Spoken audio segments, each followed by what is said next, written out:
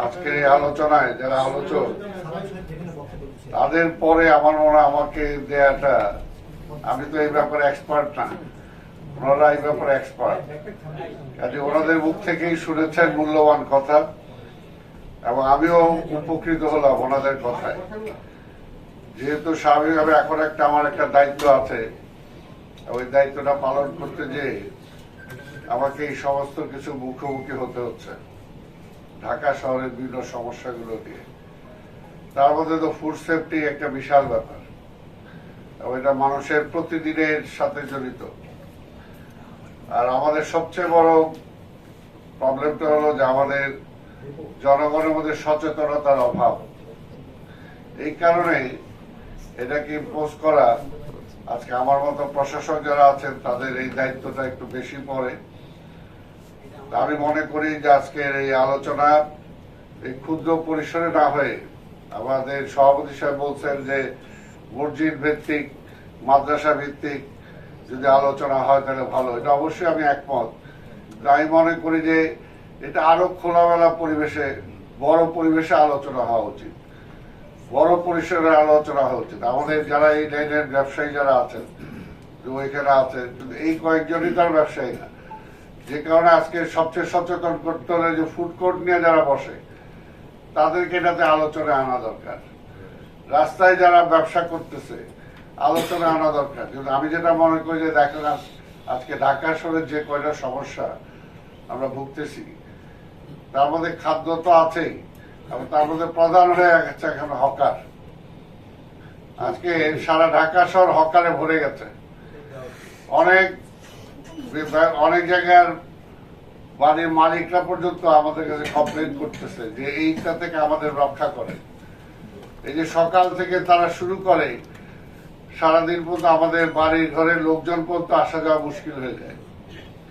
এইটার থেকে মাননীয় প্রধানমন্ত্রী, উনি মানবিক, আপনারাও বলছেন যে দেখতে হবে তাদেরও যাতে আবার জীবন ধারণ করতে যে তাদেরও যাতে কোনো অসুবিধা না হয়, সেটা দেখে কিন্তু একটা সিস্টেমের মধ্যে তো আনতে হবে, একটা নিয়ম শৃঙ্খলার মধ্যে আনতে হবে।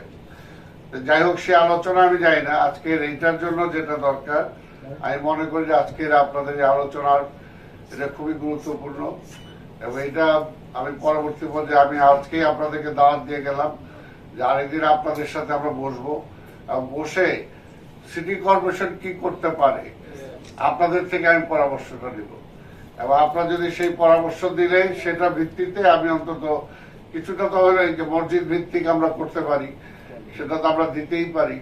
এর বাইরেও যদি আরো কিছু থাকে আলোচনাগুলো করার, ওয়ার্ড ভিত্তিক বিভিন্ন জায়গায়, এমনকি আমি মনে করি খোলামেলা আলোচনা হওয়া উচিত, খোলামেলা একদম ওপেন, যাতে যারা যারা সাধারণ ভোক্তা যারা আছেন তারাও তো জানে না এখানে সাধারণ ভোক্তা কয়জন আছে, নাই তো।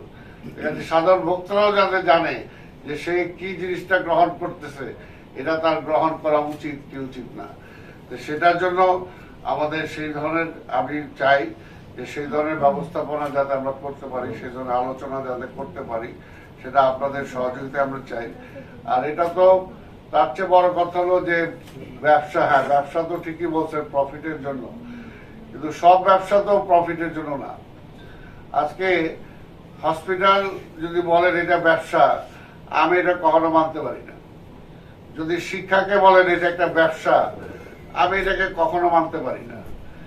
এই দুইটার ব্যবসার মধ্যে যদি ফেলে আপনি খালি মুনাফার চিন্তা করেন, তাহলে এই ব্যবসা আপনার নাই আসা উচিত। যদি শুধু ব্যবসার চিন্তা করেন, যে ব্যবসার চিন্তা করার জন্য আমি হসপিটাল করছি, যদিও বাংলাদেশের সবচেয়ে বড় এই দুইটা প্রতিষ্ঠানই সবচেয়ে বড় ব্যবসায়ী প্রতিষ্ঠান, বাংলাদেশের সবচেয়ে লাভজনক প্রতিষ্ঠান যদি এই মুহূর্তে থেকে থাকে, তাহলে একটা হলো হসপিটাল আর একটা হলো স্কুল, কলেজ, ইউনিভার্সিটি। এটা হলো সবচেয়ে লাভজনক প্রতিষ্ঠান, অথচ এটা লাভজনক না। এটা হলো একটা মানে আমার সামাজিক দায়, সামাজিক দায় থেকে আমি এই কাজটা করবো, আমার মানবিকতার থেকে আমি এই কাজটা করবো, যে আমার একটা মানবিক দায় আছে সমাজের প্রতি, আমার একটা সামাজিক দায় আছে, সেটার উপর ভিত্তি করে আমি কাজটা করবো। আগে কিন্তু দেখেন এই যে বলে যে শিক্ষার প্রসার, আগে শিক্ষার প্রসার অত ছিল না, কিন্তু শিক্ষার প্রসার না হলেও কিন্তু আগে কিন্তু এটা ছিল। বড় বড় জমিদাররা বলেন, টাকা আলারা বলেন, সেই সময় একটা ইউনিভার্সিটি বা একটা কলেজ বানিয়ে দিত, একটা রাস্তা বানিয়ে দিত, একটা হসপিটাল বানিয়ে দিত।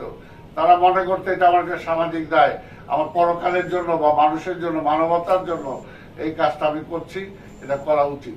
কিন্তু এখন একটু যতই শিক্ষার প্রসার লাভ করছে, এখন দেখেন উল্টে গেছে, উল্টে গেছে। আপনি একটা ভালো ভালো চিকিৎসার জায়গায় বা ভালো একটা হসপিটালে একটা সাধারণ কোনো রোগী চিকিৎসা পাবে না, পাবে না। অন্তত সেই হসপিটালে ইজিলি তারা 25% করে দিতে পারে, যে আমরা 25%, অত সব পারলাম না, 25% আমরা ফ্রি করে দিই। একটা ভালো ডাক্তার সে যে ইনকাম করে, তার যদি সে অন্তত প্রতি সপ্তাহে বা প্রতিদিন অন্তত রাখে যে আমি 10টা ফ্রি রুগী দেখবো, যদিও আমাদেরকে ফ্রি দেখে, কিন্তু যাদের ফ্রি দেখা দরকার তাদেরকে কিন্তু দেখে না। আমরা যদি কোথাও যাই, যেমন আমি সকালে আজকে ডাক্তারের কাছে আর একটু দেরি হলো, আমি কালকে আসছি, আজকে সকালে একটা ছিল, সেখানে যাইতে হচ্ছে আমাকে। এই জন্য আমি এটাই বললাম যে যাদের ফ্রি পাওয়া উচিত তারা কিন্তু সমাজে সেই ফ্রিটা পায় না। এটা রাষ্ট্র কতটুকু দায়িত্ব পালন করতে, অবশ্যই রাষ্ট্রের দায়িত্ব। রাষ্ট্রের মূল দায়িত্বটা হলো শিক্ষা, চিকিৎসা, আর যা অন্যগুলো আমি বাদে দিলাম, এই দুইটা তো রাষ্ট্রের দায়িত্ব, রাষ্ট্র দিতে বাধ্য। সরকার যে থাকবে সেই সরকার এই দুইটা দিতে বাধ্য। কিন্তু আমাদের এখানে যে অর্থনৈতিক যে অবস্থা, সামাজিক যে অবস্থা, সেই অবস্থায় সরকার সম্পূর্ণ সেই দায়িত্বটা পালন করতে পারে না।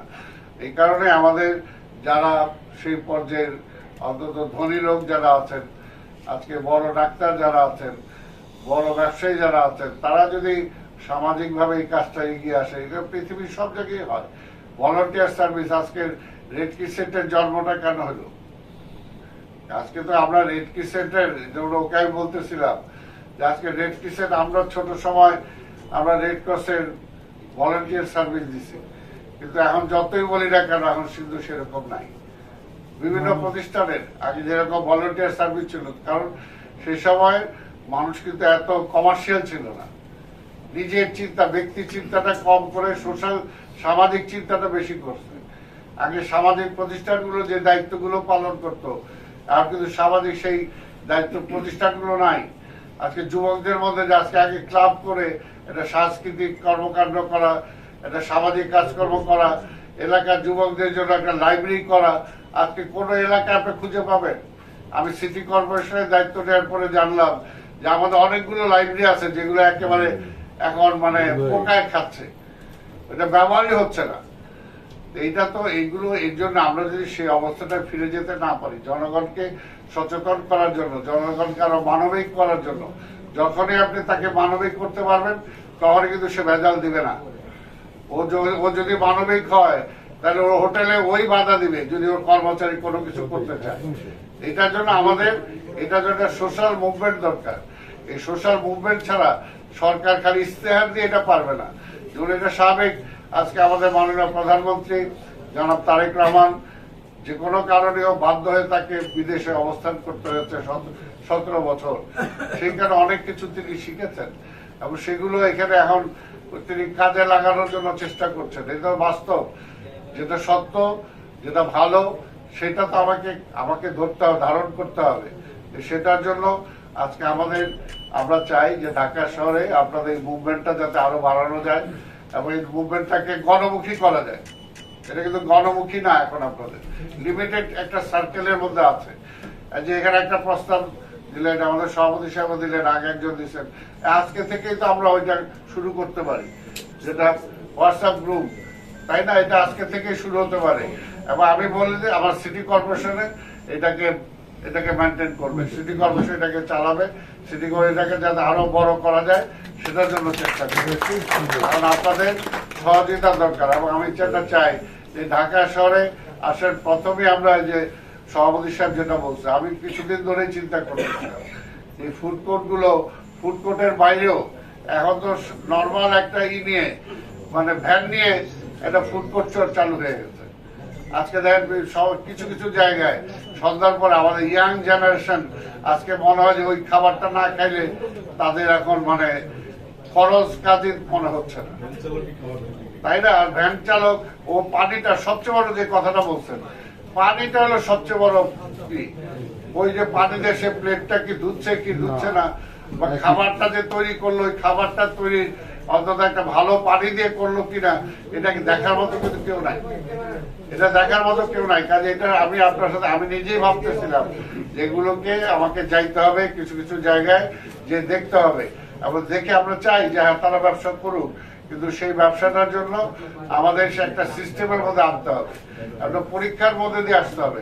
কারণ আমি জেনে শুনে তো আমার ভবিষ্যৎ প্রজন্ম যারা তাদেরকে আমি বিষ পান করতে দিতে পারি না, আমি জেনে শুনে আমি দিচ্ছি। আমার একটা গার্জেন হিসাবে, একটা সচেতন মানুষ হিসাবে তো একটা তোমার দায়িত্ব আজকে তাদেরকে সেখানে বিরত রাখা, বা যারা বিষ ব্যবসা করতেছে তাদেরকে সেখান থেকে অন্তত প্রতিহত করা, তাদেরকে দূরে রাখা। কাজে এটার জন্য এটা একটা মুভমেন্ট আমি করতে চাই, আপনাদের সাথে নিয়ে করতে চাই। আসেন, আমি আছি আপনাদের সাথে, মুভমেন্টটা আপনারা করেন, আমি আপনাদের সাথে একজন সহকর্মী হিসাবে যতটুকু সহযোগিতা দরকার ইনশাল্লাহ আমি আপনাদের সাথে আছি।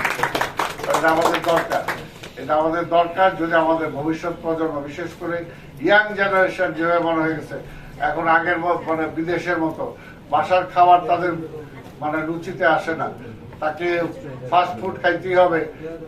ইভেন ফুটপাতে বসে যে খাবারটা খেতে এটা স্বাভাবিক হবে। আমরাও এক সময় যখন ছোট ছিলাম তখন পেটের মধ্যে অনেক কিছু সহ্য হতো, এখন তো হয় না, এটা তো হয় না। এবং এটার জন্য আবার কিছু, আমি একটা সত্য যেটা বলি, এটা বহু আগে, এখন না, আমি ফকিরা বলেছিলাম সে সময়, সেখানে আমাদের একটা ডাক্তার, LMM ডাক্তার, MBBS ও না, সেইগুলো নিয়ে খুব চিন্তা ভাবনা করতো। একদিন হঠাৎ দেখি আমি বাসা থেকে ঢুকতেছি, যে হঠাৎ একটা অনেক লোকজন ব্যবসায়ীরা একত্রে ওই ডাক্তারকে ধরছে, মারবে। সে কি করছে, সাইসা দেখছে যে ওইখানে ফল বিক্রি করে, ওগুলো মাছি বসে গেছে, অনেকগুলো পচে গেছে। সে হয়তো মানে আর নিজের কন্ট্রোল করতে না পারে ওগুলোকে ফেলে দিচ্ছে, সে আর ফেলে দিচ্ছে। আর ব্যবসায়ীরা তাকে ধরছে, আপনি ফেলছেন, আপনাকে এটা টাকা দিয়ে দিতে হবে। সে বলছে তুমি যেগুলো করতেছো এগুলো পচে গেছে, এগুলো মানুষ অসুস্থ হবে, খেয়ে পেটে পীড়া হবে, সে ভালো ভাষায় বলতেছে। আর ওরা বলতো না, এটা আমরা বুঝি না, আপনি ফেলে দিচ্ছেন, আমাকে টাকা দিয়ে দিতে হবে। এই হলো একটা অবস্থা। এই ধরনের কিছু পাগল সমাজে থাকে যারা এই মুভমেন্টটা করবে। আমি আপনাদেরকে সেই জায়গায় নিতে চাই না, অর্থাৎ বলতে চাই যে এই ধরনের কিছু সমাজ সচেতন মানুষ থাকবে যারা নিজেরা একা হইলেও লড়াই করে যাবে, সমাজ একা হলেও লড়াই করে যাবে, কে শুনলো না, কিন্তু সে লড়াইটা করবে। কাজে এই ধরনের কিছু মানুষ দরকার। এই ধরনের কিছু প্রতিষ্ঠান আপনারা যারা গড়ে তুলছেন, এই ধরনের প্রতিষ্ঠান আমাদের কাজে লাগাইতে হবে। এই ধরনের প্রতিষ্ঠানগুলোকে এগিয়ে আসতে হবে, তাহলে সমাজটাকে আমরা রক্ষা করতে পারবো। তা আমি আর বক্তব্য দীর্ঘায়িত করছি না, আমাকে তো উনি স্লিপ দিবে না শর্ট করার জন্য, সবাইকে স্লিপ দিচ্ছে। যাই হোক, আমি দেরিতে আসছি, এটার জন্য আমি ক্ষমা চাই আপনাদের কাছে। আসলে আমি প্রিপেয়ার ছিলাম না, কালকে রাত্রে আসছি, তারপরও দেরি হয়েছে, সেটার জন্য আমি দুঃখিত। তো আমি চাই আপনাদের সাথে কাজ করতে। আপনারা যদি দয়া করে আপনাদের সাথে আমাকে রাখেন, তাহলে আমি কৃতার্থ হব এবং এই মুভমেন্টের সাথে আমি শরীক হতে চাই। আপনাদের সবাইকে ধন্যবাদ।